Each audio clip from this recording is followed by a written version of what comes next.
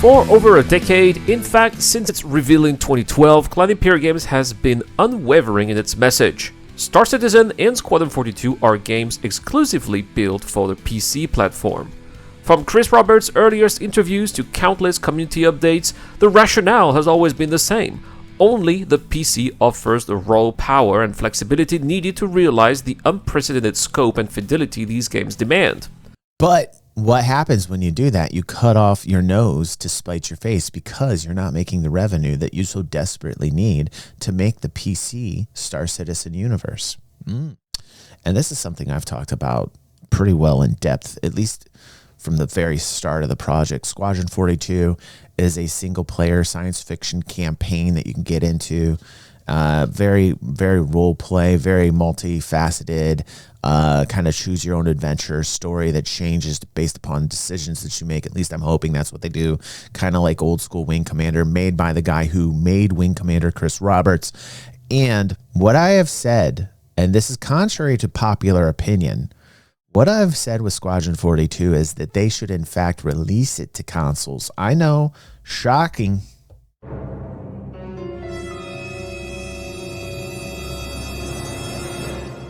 This might be the reason why Master Modes is even an issue right now, and the dumbing down of certain mechanics in the game, because they're trying to make it for the console.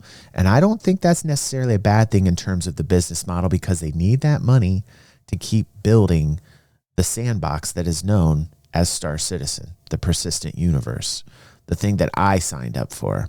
And this is why I say that I don't think Master Modes is going to stick around much after SQ42, at least for the persistent universe, at least for the sandbox.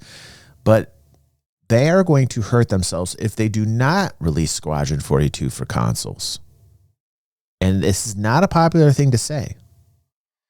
Some people would get very angry with me and unsubscribe from me and stop supporting me just for saying that I think that SQ42 should be on consoles. I'm doing this at my own detriment, you understand? Because I don't care. I say things the way I feel them, and I will never censor myself because of monetization. I'm just going to be me, real, all the time. Okay?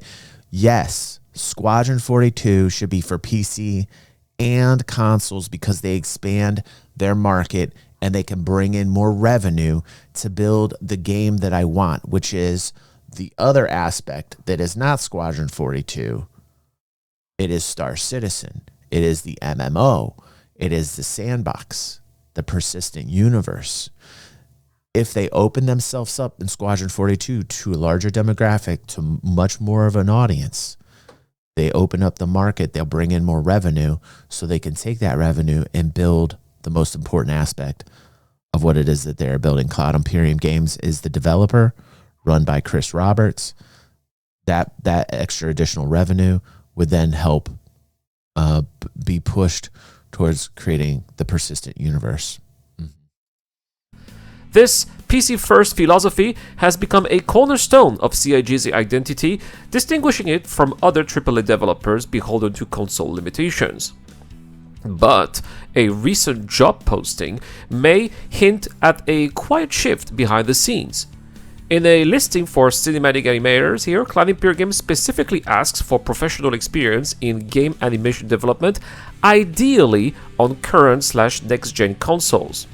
For a studio that has never expressed any intention of targeting consoles, this wording is not only surprising, it's potentially revealing. It raises the question, is SQ42 being prepared for a broader release than we've been led to believe? Yes, I think so. I believe so, and I hope so. I think it would be an absolutely really, really dumb move on the part of Cloud Imperium and Chris if they didn't open up SQ42 for consoles. I think that would be just... It'd be stupid. It'd be stupid if they didn't. Or is this simply a hiring tactic meant to expand the talent pool? Whatever the case is, the subtle line stands in direct contradiction to CIG's long-standing position, and it may be the first tangible sign of a change in direction. One of the most striking and easily overlooked details in the job listing for cinematics animators at Cloud Imperium Games is the requirement for professional experience in game animation development, ideally, as I said earlier, for current and next-gen consoles. This is a highly unusual request given that both Star Citizen and SQ42 have, since their inception, been repeatedly and explicitly marketed as PC-exclusive titles. Chris Roberts himself has emphasized over the years that the vision for Star Citizen would be impossible to achieve within the limitation of console hardware. The very identity of the project has been built on the premise that the PC platform is the only environment powerful and flexible enough to support the ambitions behind these games. This requirement for console experience introduces a serious inconsistency in Cloud Imperium Games' public messaging.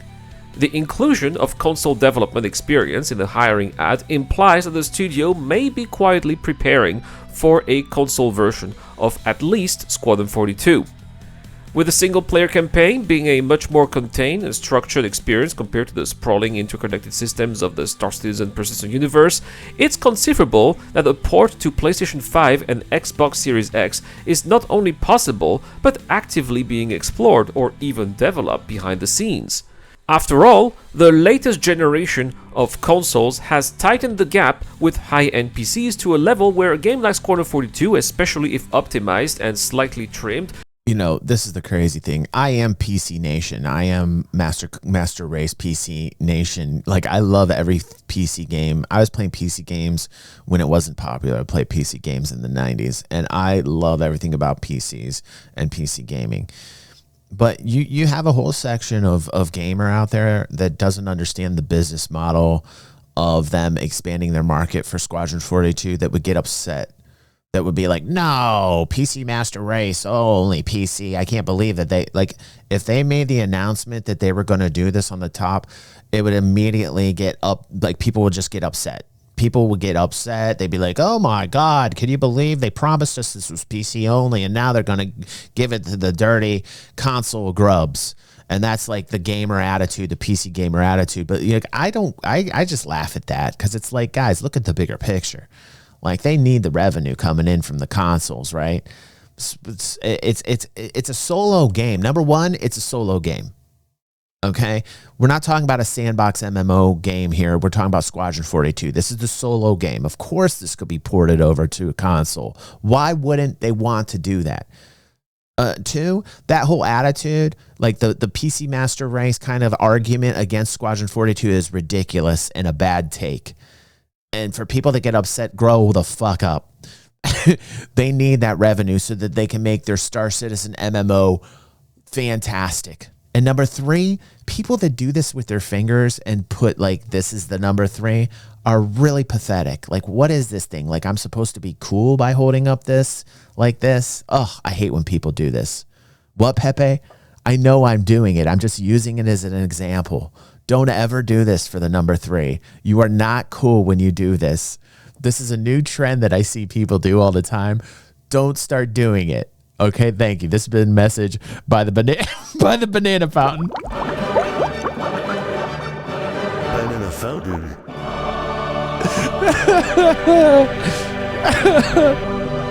Never say three like this. Never portray three like this. Okay, stop doing it. You're not cool. Could theoretically run well, especially without the server-side humor's complexity wasted that today. defines Star Citizen. Even if a console release isn't currently officially planned, the language of the job listing could suggest that CIG is future-proofing its tech stack. Hiring animators with console experience may allow them to build animation systems that scale across platforms or can easily be optimized for a wider range of hardware configuration. This would be a smart strategic move if the studio wants to keep its options open. That's cool. After all, Squadron 42 represents a major That's commercial opportunity, and releasing it on consoles would dramatically increase its potential player base and revenue, especially if the game is finally... Right. Erad's take here is valid and awesome. This is why I love Erad. This is like, he's thinking 2 steps ahead. If you're opening it up to consoles, you're opening it up to more people, you're getting more revenue. Uh-oh, here we go again. Stop it. Stop it. You're getting more revenue. Okay. You're getting more revenue right off the bat because you've opened yourself up to a larger market. And the people that are playing Squadron 42 will go to PC and play Star Citizen after they've played Squadron 42. If in fact they had fun with Squadron 42, then it'll open up more people to go over to the PC and play Squadron 42. ERAD is spot on 110% correct.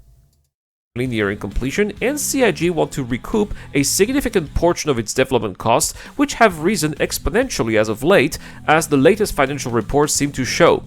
With a loss of $20 million in 2023 and revenue actually decreasing in 2024, it's likely that CIG has lost money again on that year and has probably taken loans to stay afloat, giving the commercial success of Squadron 42 as a guarantee and aiming. My feel on the financials at this point in time is like I'm seeing the revenues being blockbuster for 2025. We talked about this last night on Star Citizen After Dark. The revenues for this year, I thought were going to contract, and I am dead wrong so far. I am dead wrong on that take. I thought we were going to have a year of contraction. We are not even halfway through the year, and we're more than halfway over the halfway mark. They're at $60 million in revenue. So on the revenue side, it's very healthy. In terms of the profit they're making on that, I would say they have to be careful with expenses. As ERAD showed in the expense report there, they're going to have to find ways to get a little leaner, a little meaner, and cut the amount of expenses that they have. And you're starting to see it in the amount of content. They're starting to reduce the transparency level. They're starting to reduce the amount of content that they're using, or the time in man hours in terms of the content that Cloud Imperium's focused on. We're seeing it where we're seeing a cut back in that. I don't necessarily think that's a bad thing. I think if they want to show anything in terms of the actual production and be transparent, it has to be on server tech. It has to be on that number one, most pinnacle, important thing that will make the game make or break in terms of the persistent universe. For a console launch, which could be a way to achieve these eventual financial goals. Yeah, and that's why we don't have a Citizen Con in terms of like in-person Citizen Con. But I believe they're still having a Citizen Con, but it's not going to be like an event. They're not having like a convention kind of event for it. But I think that Citizen Con is still on. I might be incorrect about that, but just not like having people. It's not going to be a big production like it normally is. Alternatively, this could be a subtle way to attract talent from other major studios, many of which are focused primarily on console development. In that case, the line might not reflect any concrete plans to port the game to consoles, but rather a practical way to broaden the hiring pool. However, if that's the case, the mere presence of console-oriented language in a job ad tied to Squadron 42 remains significant. It creates confusion about CIG's long-standing position and raises questions about internal shifts in priorities or planning that have not yet been communicated to the community. This quiet contradiction should not be dismissed. The consistency with which CIG has declared their PC-only focus makes any deviation from that message noteworthy, especially when it appears in something as deliberate as a job posting. Whether it indicates a potential console release, a shift in technology strategy, or simply a broader hiring approach, this detail opens the door to speculation, and it suggests that we may not know the full story behind Squadron 42's future platform ambitions. If this line of job ad truly reflects a behind-the-scenes shift, then we may be on the cusp of a major evolution in how Squadron 42 is being positioned. A potential console release would mark a dramatic departure from the studio's original philosophy and raise fresh questions about how far Cloud Imperium Games is willing to go to ensure commercial success. Whether it's future-proofing, hedging bets, or quietly laying the groundwork for a broader release, something is clearly in motion, and it's something the community deserves to keep an eye on. Anyway, that is all for today's video. If you found this insight valuable, well, make sure to hit that like button, subscribe if you think I deserve it and you want to see more Star Citizen content. Also, don't forget to leave a... Yeah, no, cool. I like ERAD's take on this. I agree with it. And I don't think they're going to really announce if they are. I think they are. I think behind the scenes they are. I think they're making the transition, or at least preparing the moves towards Squadron 42 console, and I'm glad that they do it. And I think that's why that job position is in there. I really think that that's what they're going to do. And I think they'd be stupid if they didn't do it, frankly. And even though you'd see a backlash from like PC Master Race and people that would get really upset about that, I would just laugh at that, because that's just cutting off your nose to spite your face. Frankly, you need that revenue. They need the revenue. So in terms of it being the solo play game, Squadron 42, making more money, opening it up to consoles, I'm all for that. I think that's why you're seeing master modes. I think that's why you're seeing this job positioning opening, and that's why you're not going to hear anything about it. I don't think you're going to hear anything about it. I honestly think they'll just keep that under wraps until it releases. They'll release Squadron 42, and that's when you'll know it goes to console. That's my prediction.